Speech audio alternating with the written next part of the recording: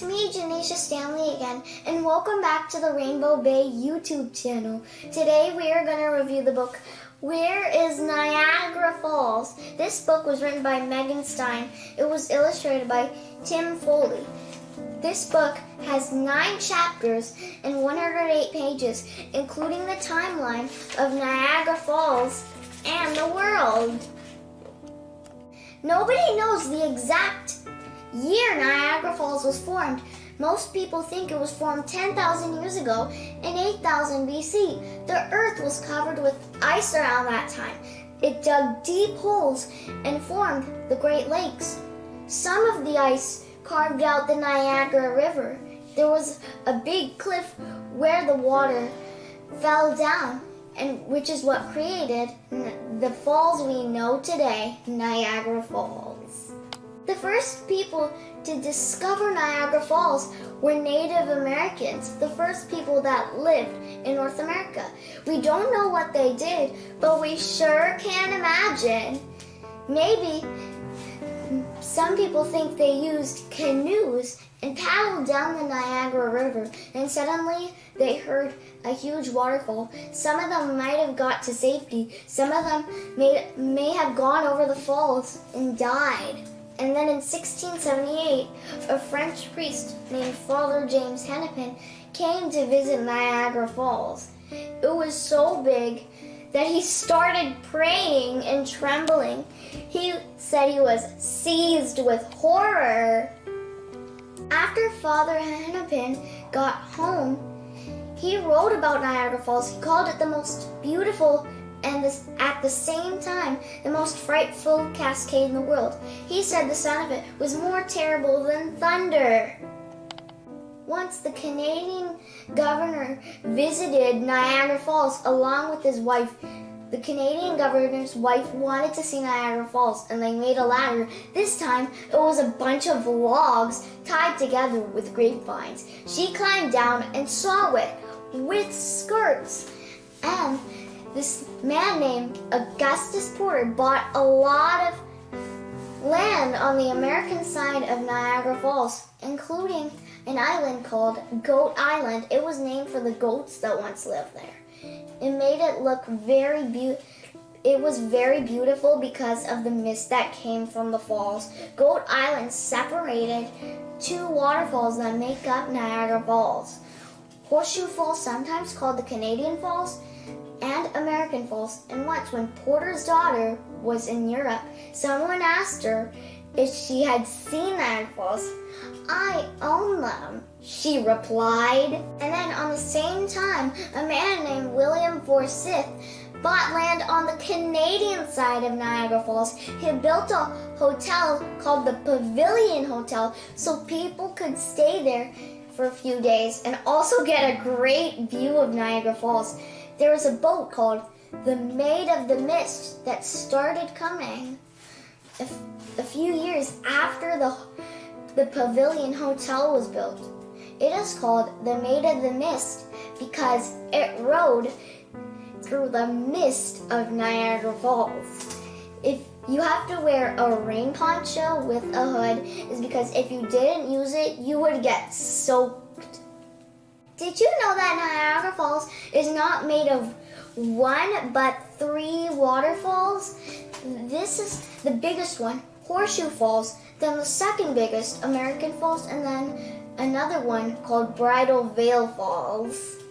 I'm going to tell you something interesting and scary for the people that lived near Niagara Falls in 1848.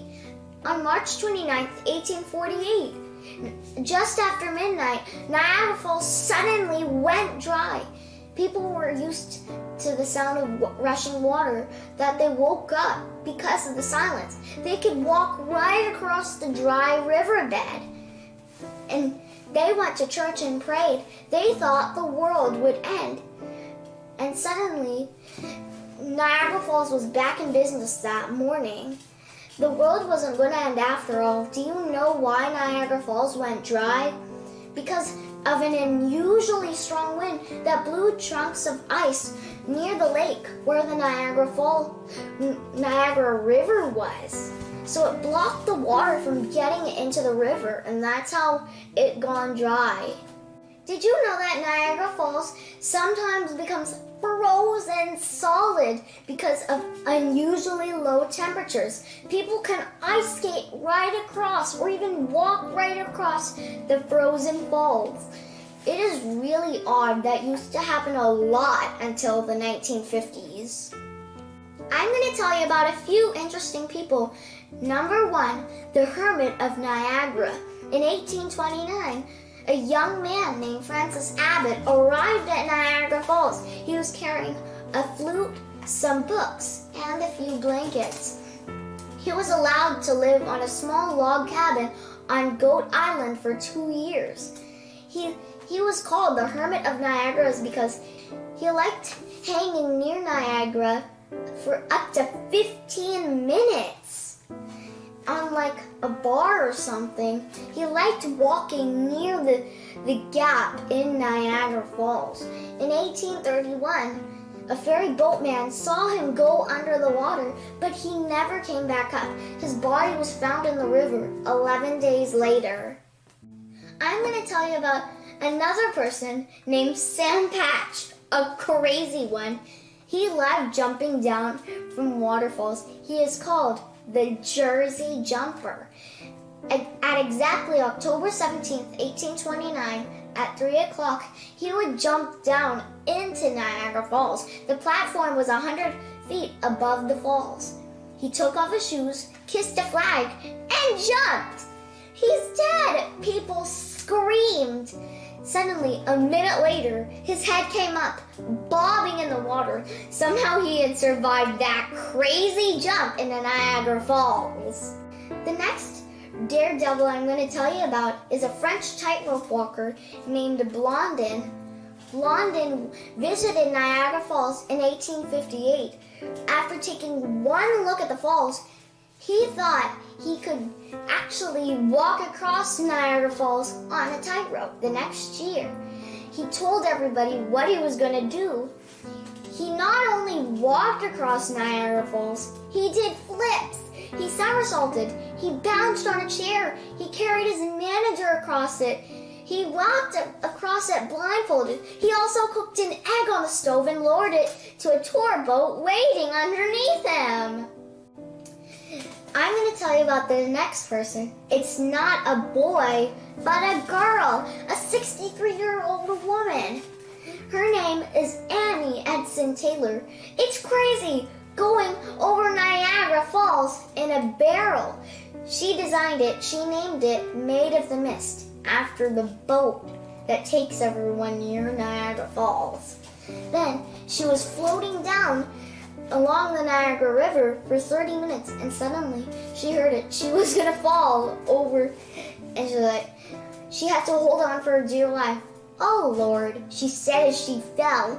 Then she was held underwater for 1 full minute in her barrel. Everything was silent. The force of the rapids made the barrel shoot 10 or more feet in the air, and then suddenly, another 15 to 30 minutes later or so, she reached the end, and everybody found it. And then she did not have the strength to climb out, so they had to use a saw and cut part of the barrel. She had a cut on her head. They were interested in seeing the barrel, not her. I'm going to tell you an interesting and amazing fact about Niagara Falls. Did you know that Niagara Falls is constantly moving south, about 3 feet per year? Over the past 500 years, it has moved about 1,500 feet together. In 15,000 years, Horseshoe Falls would be about 45,000 feet away from where it is now. In 50,000 years, Niagara Falls will be gone because Niagara Falls is eating away the rocky cliff, and that is called erosion. Everyone, go and read this book to learn more about Niagara Falls and their awesome daredevils. Hey everyone, thanks for watching my videos. Please like, comment, share, and subscribe to my channel to stay tuned in on my new videos. I'll fly over to my next video. See you there!